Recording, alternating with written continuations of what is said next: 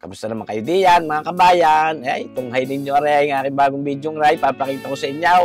Magluluto tayo ngayon ng adobong kambing. Oh, ay, pahinga muna sa kalderita. Ay, naisipan natin mag-adobo. Ay, naku, panalo din ng ray. Basta kambay, panalo, luto. Yan natin inuugasan na. Yan yung mga nasa 2 kilo lang naman. Yan, pinapakita ko sa inyong iyan. Tunay na mga rin, napakasarap niyang kambing. Eh, tapos siyempre, para hindi dry ang kambing natin, sasamahan natin niyang mga taba ng baboy na yan, mga kabayan. Pampaano yan, pampakislap, at saka ayun nga, para hindi ho nadadry. Kaya ito yung ating lulutuin na mga kabayan. Pinatigis na natin, at siyempre, ating titimplahan din yung ating mga taba ng baboy na yan. Lagyan natin ng asin. Yan ho, mga kabayan. Napakasarap din yan. Tapos ito ating paminta. Ating bubudburan din ng papagayan yan. Huwag papagayan dapat. Tapos ito, ating kambing na yan. Lagyan din natin ng paminta. Yan, hinahalo-halo natin. Tapos ating lalagyan ng tuyo. Yan, sa iyo na panuor na yan. Mga 3 kutsarang tuyo. Yan, ho.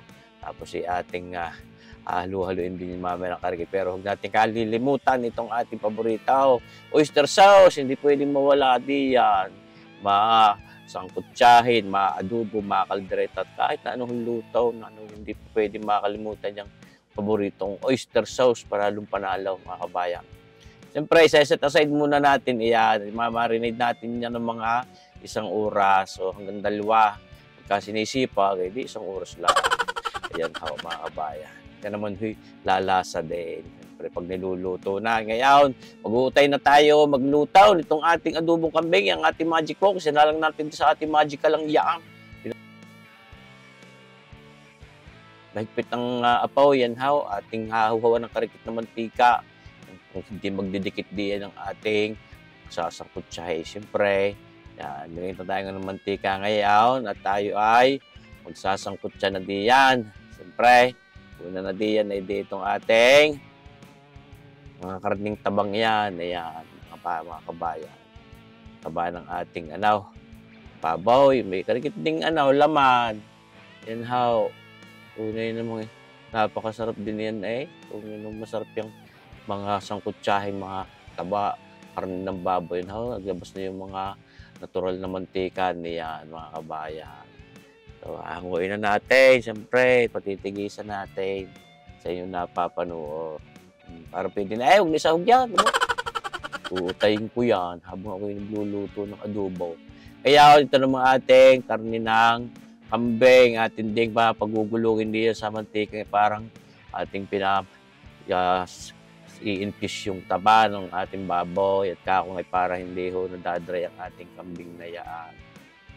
Pagugulong-gulungin lang diyan. Tunay kayo mga kabayan. Siyempre naman, napakaraming beses din ako nakapagluto ng kalderetang kambing. Mga kapatid, kung may nagtinda rin din sa aking kubo. Ngayon, naisipan natin mag-adobo naman at napakasarap. Mas simple ang luto. Mas madali kung tutuusin. Yan ating pagulong-gulong na diyan sa ating magic book na yan. Paigain na rin natin yung sabaw niya. Taas ating set aside muna yan. Patitigisin pa rin yung mga natirang mantika. Panuor, mga kabayan. Ay, parang pwede na. Huwag dito lang. Pwede ka naman. Marasipaw, tawarin. Galagay na tayo ng bawang. Hindi pwedeng mawala yan sa mga adobo. Naku naman, hindi adobo yan. Gaya walang bawang. Mawawala ang sibuyas, ang bawang ay hindi, mga kabayan. Sila sinasangkot yan papagayaan, mga kabayan. Tapos ito, lalako na rin natin ang karikit na sibuyas. Mga 2 maliit-liit na sibuyas yan ating isinahog na yan, mga kabayan. Naglalaway na agad ako. Tunay na mga kabayan. Yan, sasahog na uli natin yung ating karne ng kambing. Ayan. Tunay namang napakasarap niya. Nag-aayaya na agad na sarap.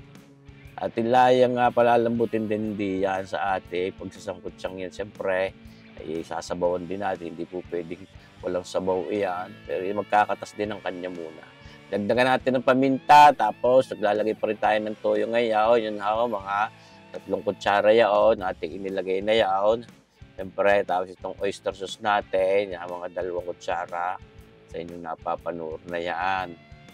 Siyempre naman, nalagyan na rin natin dyan ng ating ibabad, i-marinate natin, mga kabayan. Halo-halo din lang kapag ganyan, siyempre, para nang sagay, talagang ma-infuse yung ano. Nilagyan natin mga isang kutsaritang brown sugar na putlain para may tamis na karikate, tamis ng pag-ibig. At ito, yan mga kabayan, ang ating pinaka-sarsa, yung naiwan kanina. Ating isinahog na rin di at nadudun ang flavor. Siyempre naman, binawas natin kanina nung ating paigahin yung ating kambing. Nadi dyan ang lasa, ang sarap. Kaya ating inilagay na rin ito. Ay palalabutin natin. Tapos ito, hindi pwede mawala sa adobohin. Yang, anong yan? Aswite. Yan. Binabad natin sa tubig na mainit. Pamparikit ng kulay naman. Siyempre naman, para naman talagang mukhang adobo yan. Dapat ay mapula-pula. At saka yung lasa ng aswite, hindi pwedeng mawala din sa aking adobohin. Tapos itong ilalagay nating sukang red cane vinegar na nakababad na rin sa siling mahanghang para may hanghang na rin itong ating adobong ito. Siyempre may kambing para mas masarap pwede. Ating tatapang-tapangan din ng karikit ang hanghang yung mga kabayan. Huwag mo nang hahaluin, hayaan mo naman ang sukang yaan at baka mahilaw, sabi.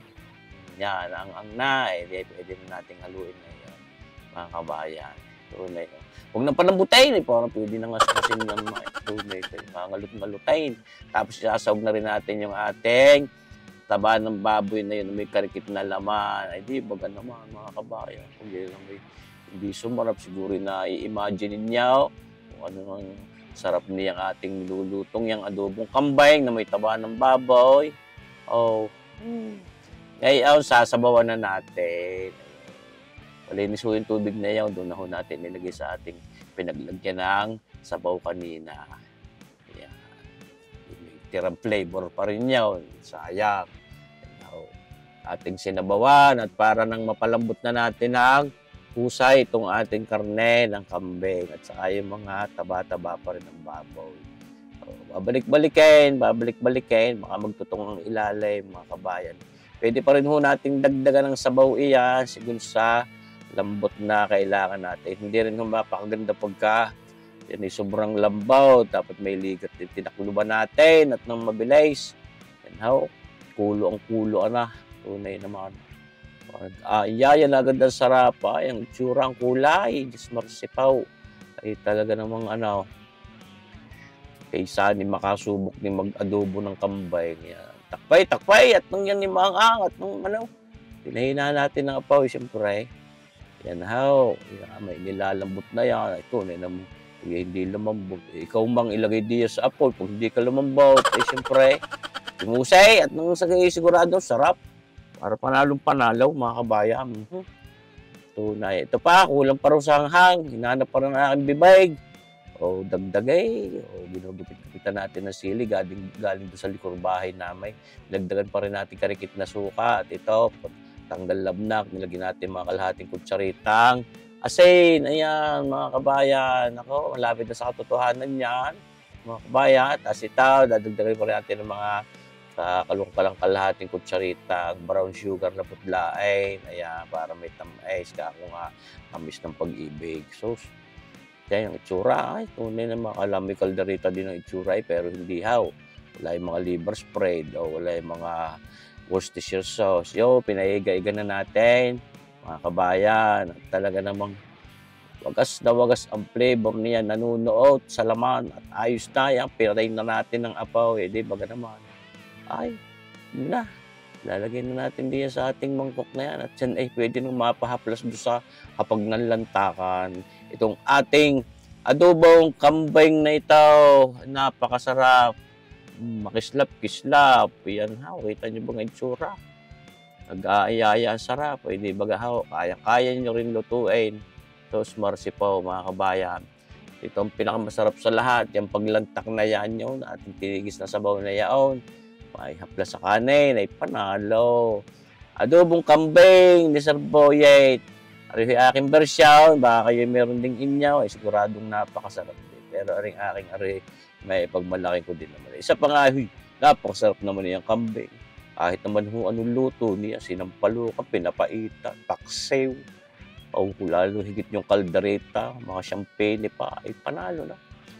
Sana ay makagawa rin kayo ng papagarne. Sana ay naibigan ho ninyo itong ating bidyong ito. Adobong kambing ni Sir Boyet, panalo. Abangan pa rin ninyo yung ating mga susunod na video. Yun, taba ng babo. Di, napakasarap din naman noon. Pag hindi ka napa-only rice din ay aywang ko naman, mga kabayan. O naglalaway kayo baga. Tapos marsipaw ay siya. Ito pa. Sabawi pa nung ating binawas na sabaw bago natin paigahin. Ay panalong-panalo ang lantak. Mabahaw, bagong saing, masinangag, ay panalo. Salamat sa inyong panunod mga kabayan. Mabuhay tayo. God bless.